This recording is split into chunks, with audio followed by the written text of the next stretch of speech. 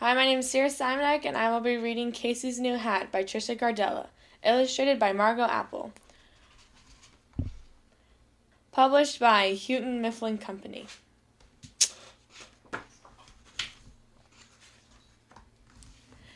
Casey pulled on her boots. She and Dad were headed to town for supplies. Where was her hat?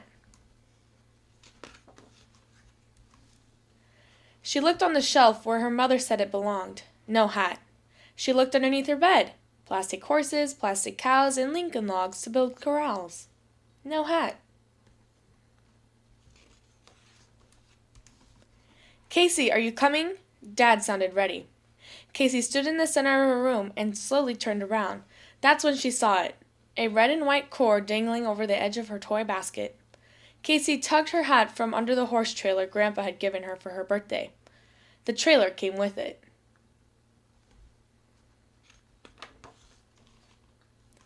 I'm coming, she called to Dad. Casey pushed out the crown and straightened the hat's brim. Then she settled the hat on her head and pushed the slide under her chin.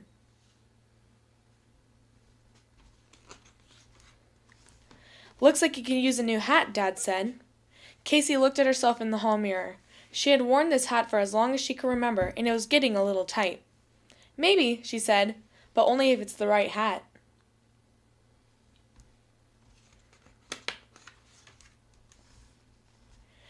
Casey and her dad went to the feed store first to pick up grain for the horses. After the sacks were loaded, Dad led Casey to the back. Casey tried on big hats and tall hats and flat hats and small hats. Nope, said Casey.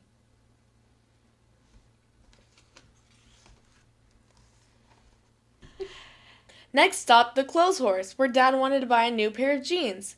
Here they found hats with feathers, hats of leather, and hats that seemed to be made out of lace. Casey wrinkled her nose.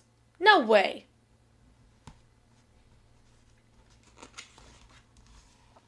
When they stopped by the veterinarian clinic for vaccine, Dr. Steedman brought out a hat that a client had sent from Australia. How about something like this, he asked Casey. The corks dangling in Casey's face made her laugh. They protect against flies, explained Dr. Steedman.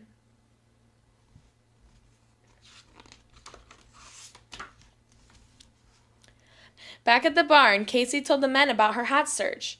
Why didn't you ask me first? I have just the hat for you, said Carlos. But Carlos's hat felt like a cake on a plate, balanced on Casey's head. Not quite, she said.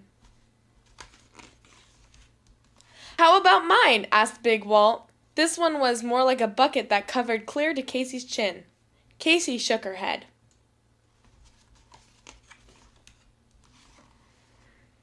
Maybe one like mine, Grandpa teased. His brand new Silver Belly 5X almost hurt Casey's eyes.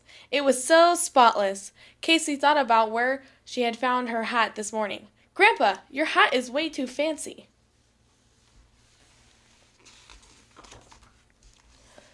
We'll look another day, Dad told her. Right now, I need you to go with Grandpa to feed those mares down by the creek.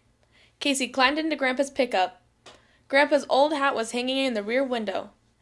The hat was crumpled and stained. It smelt of dust and cattle.